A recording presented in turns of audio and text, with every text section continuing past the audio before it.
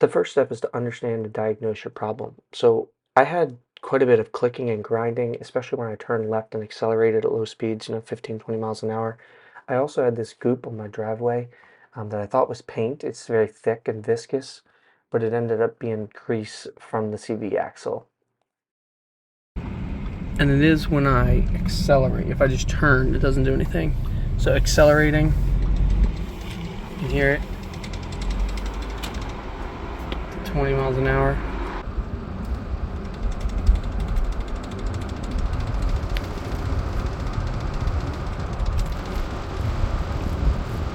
Also turning left about 20 miles an hour. Assuming that your problem is a similar diagnosis, let's go ahead and swap out the CV axle. Begin by loosening your lug nuts and safely raising your vehicle. So pop off the protective cover right there. Usually use a screwdriver or something. Mine was already off.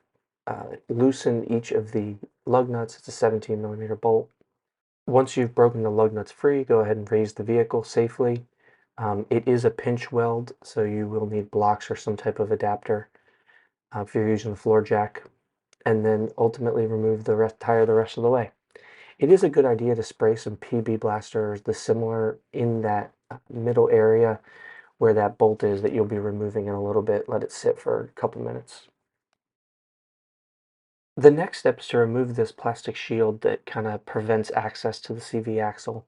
It's held on by two 10 millimeter bolts. You want to remove the bolts and then it kind of pulls down and then out. So there's one and there's the other. Uh, Bolts are pretty easy to get off. You can definitely do it by hand if you needed to. And then when you put them back on, it's just hand tight. And then the entire shield comes out, down, and over. It's very difficult to do with one hand. The next step is to break your wheel hub bolt free. These can be rusted and seized on pretty good, especially if you live in the Northeast like I do. You're going to use a 19 millimeter hex key, and the reason that we're breaking this free is there's no point in continuing the project if you can't get this loose, and it takes quite a bit of torque. So put something in there to prevent the rotor from spinning, and then go for it.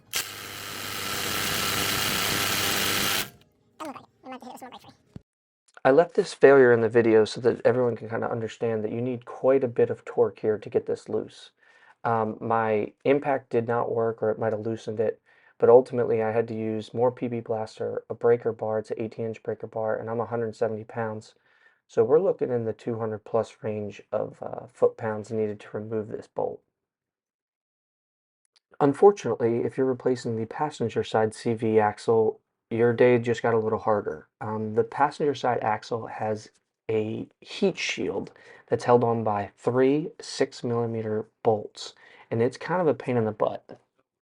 So it might be difficult to see, but we finally got this heat shield off, which was absolutely the biggest pain. So each of these things are as a 6 millimeter hex. Ultimately, the tool that you really need is this guy. It's about a 6-inch hex that has the twisties at the end, because you can get in to this far right one and you can get up to the top one. And the 6-inch gives you enough. You might need a little bit of something with some leverage to break it free, but it does work that way. Once you have the heat shield removed on the passenger side, or you're just doing the driver's side, there are six 12-point 10 millimeter bolts that attach the CV axle to the drivetrain. So you're going to need an extension, but you just kind of go in, loosen a bolt, and then the best way to do it is to kind of rotate the rotor with a screwdriver so that then you can loosen the next bolt, just like that. Finish removing the axle bolt. Again, that's that 19 millimeter hex key. And then the CV axle will take a little bit of finagling, but it comes out pretty easy. Generally, you want to push um, just enough toward the car so that you can pop out the spline portion, and then the whole thing comes out pretty easily. There they are next to each other. Again, the new one looks much, much better than the old one. And then to put the new one in, same kind of thing. You want to push toward the car, uh, seat the splines correctly, and then once you do that, go ahead and just hand tighten the new uh, axle bolt. And the reason is that way it doesn't move while you're putting the combi bolts back on. So a fun little trick here, right, is once you get the first one on, the bolts don't kind of line up. You can tilt this wheel hub until they line up, making it a lot easier for you. See, that's too far, that's perfect. Then I'm gonna put that one in. I can do the same thing. Once you get 2 or 3 in, you don't really have to do that, but it's useful for the first couple. Once you've got all 6 in, go ahead and tighten to the correct torque specs. That is 100 Newton meters or 70 foot-pounds. I put all 6 in and then went around and tightened them and made sure they were all good. The last step is to tighten your new CV axle bolt. Again, your kit should have come with one. Do not use the old one. Use a 19 millimeter hex to tighten it to 150 foot-pounds. And then once you get it to 150 foot-pounds, then you're going to do an extra half of a turn.